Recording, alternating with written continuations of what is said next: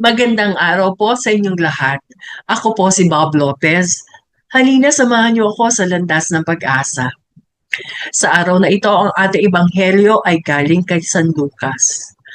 At kung mayroon man tayong matututunan sa ebanghelyo natin sa araw na ito ay ang Diyos ay tapat.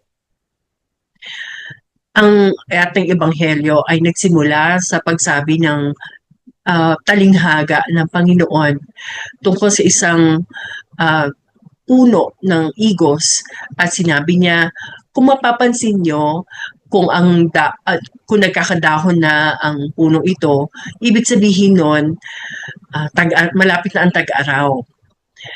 Ito ay tungkol sa mga senyales na napapansin ng mga tao. Siguro marami na rin kayong nadidinig na, hala, malapit na siguro ang end of the world. Malapit na siguro magunaw ang mundo. Kasi may lindol, may baha, may gyera, kung ano-anong sakit.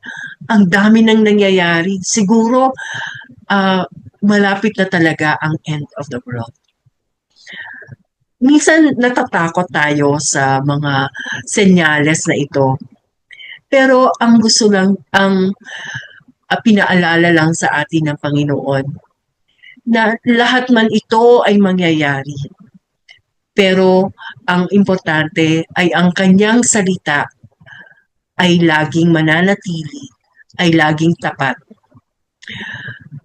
At ang kanyang mga salita ay hindi lilipas. Anong ibig sabihin nito para sa atin?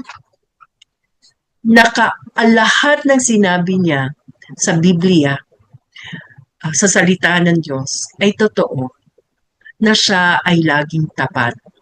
Na kahit na ano pang magbago sa ating mundo, tayo ay mahal ng Panginoon, na siya ay maawain, na siya ay palaging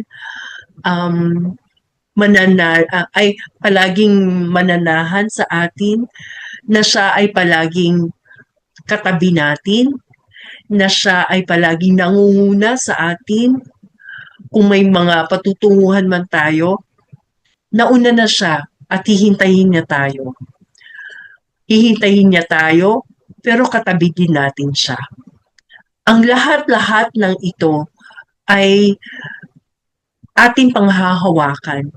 Kahit na ano pa ang mangyari sa buhay natin, kahit na ano pa ang mangyari sa paligid natin, atin lang panghawakan na tapat ang Diyos sa kanyang mga salita, sa kanyang mga sinabi.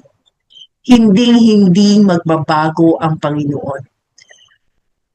Siya ay magiging tapat, mapagmahal, mapangunawa, mapagkumbaba, maawain. At hindi ito magbabago. Kaya kahit na ano pa po ang mangyari sa ating buhay, kahit na po ano pa ang mangyari sa ating bayan, kahit na ano pa po ang mangyari sa ating mga kapamilya, sa ating mga kaibigan, tapat po ang Panginoon. Ito po ay panghawakan po natin.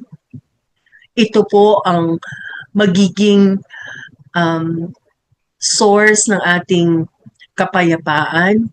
Hindi po tayo madaling mayayanig ng mga pangyayari. Kasi alam po natin ang katotohanan na tapat po ang Panginoon. Kaya sa araw na ito at sa mga susunod pang araw, ating tandaan, tapat po ang Panginoon. Kung kayo po ay natulungan ng pagninilay na ito, maaaring po lamang i-like o i-share. God bless po.